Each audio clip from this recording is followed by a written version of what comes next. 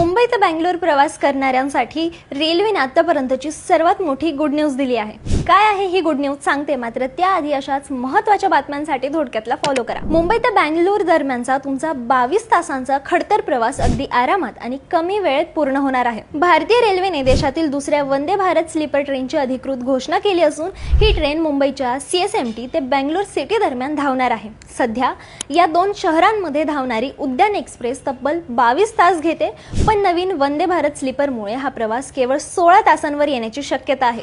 या अत्याधुनिक ट्रेनमध्ये प्रवाशांना एकही हादरा बसणार नाही अशी रचना करण्यात आली आहे। विशेष म्हणजे यामध्ये जागतिक दर्जाचे टॉयलेट्स आणि आंघोळीची देखील सुविधा असणार आहे। ही ट्रेन आरामदायी आहे, यातून प्रवास करताना प्रवाशांना कोणताही झटका किंवा हादरा बसत नाही। सुरक्षेसाठी यात कवच ही टक्कर विरोधी यंत्रणा बसवण्यात आली आहे। कोकण रेल्वेला ही ट्रेन मिळेल अशी चर्चा होती, पण मुंबई बंगलोर मार्गावर प्रीमियम ट्रेनची गरज असल्याने हा निर्णय घेण्यात आला।